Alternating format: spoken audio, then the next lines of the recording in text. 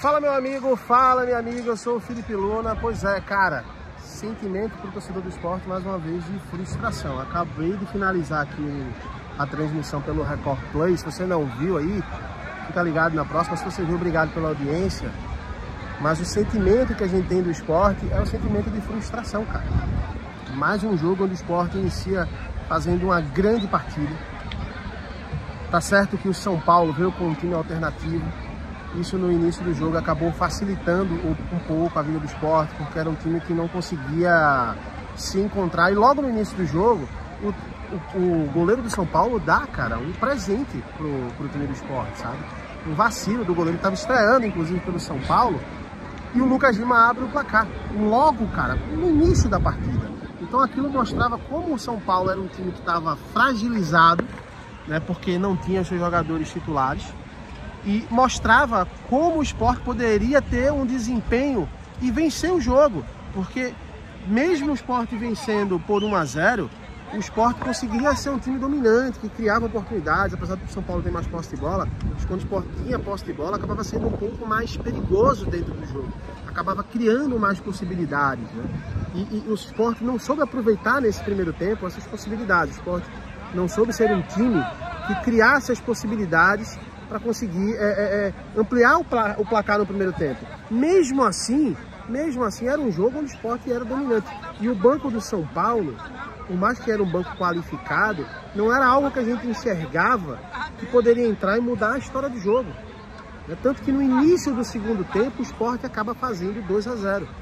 Fazendo 2-0, e com 2-0, o esporte continuava sendo um time melhor. O São Paulo não conseguia criar as jogadas, o São Paulo não conseguia se encontrar dentro de campo. E à medida que o jogo ia passando, a gente via que o esporte ele ia cansando dentro do jogo. Eu acho que esse foi o grande erro do esporte. Porque o Crespo, o técnico do São Paulo, faz 3 substituições de uma vez, colocando o time para cima do São Paulo, por tudo ou nada. Enquanto o Daniel Paulista segurou bastante. O Zé Lucas cansou um pouco no jogo.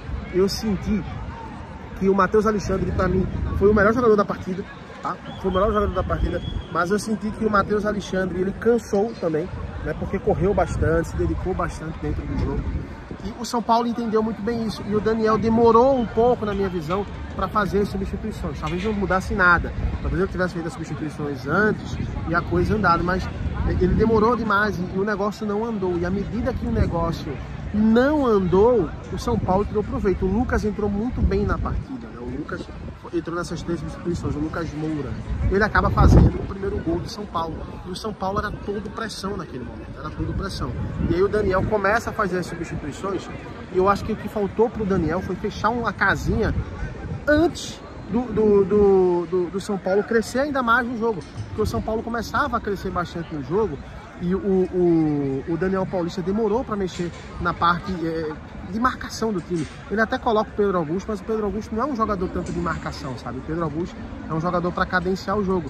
O Daniel, na minha visão, sentiu que o esporte precisava ter mais posse de bola, né? E o esporte não conseguiu ter essa posse de bola porque o São Paulo era dominante dentro do jogo. O esporte precisava fechar realmente a casinha. E aí, no final do jogo, o São Paulo encontra o segundo gol, logo quando o Daniel fez uma substituição, que para mim tardia, colocando o João Silva na vaga do Lucas Lima, que era um jogador que na minha visão não deveria ter saído, porque é um jogador que estava conseguindo reter um pouco mais a bola. Naquele momento você precisava de um time mais fechado, talvez ele poderia ter tirado um atacante, mas ele não tira, né? Ele acaba até tirando, mas assim, ele tira o Derek e coloca o Pablo, então 6 por meia dúzia, não conseguiu fechar a casinha do esporte, né? Então precisava fechar a casinha e manter a posse de bola. Não aconteceu isso. São Paulo empata no final e o sentimento que a gente tem aqui é de frustração, porque mais uma vez o esporte, com a vitória na mão, deixa escapar contra o time paulista. Da última vez foi contra o Santos, né? O Santos, o esporte vencia por 2-0, leva o empate no final do jogo. Dessa vez foi contra o São Paulo. O esporte tinha o domínio do jogo, mas leva o empate no final. Então, assim, cada vez mais vai deixando o esporte com aquele sentimento de que, por mais que se dedique, por mais que se esforce, por mais que seja um time muito dedicado e um time muito melhor do que foi o time no início do campeonato, está muito longe. O esporte com esse empate soma 10 pontos. A diferença do esporte para o Juventude fica de 4 pontos.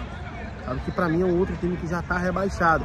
Eu até falei na transmissão, A gente tem que acreditar, e ainda é possível, mas é muito difícil, porque o Campeonato Brasileiro é um campeonato muito difícil, é um campeonato traiçoeiro, é um campeonato que não te dá essa possibilidade de errar, sabe? Ele não te dá essa possibilidade de errar tanto. Então a situação ficou muito complicada para o Sport. Mais uma vez, empate em casa, um resultado frustrante. Vai jogar fora agora contra o Palmeiras no Allianz, um jogo muito complicado, né? E vai afunilando. O tempo vai passando e as coisas não vão andando.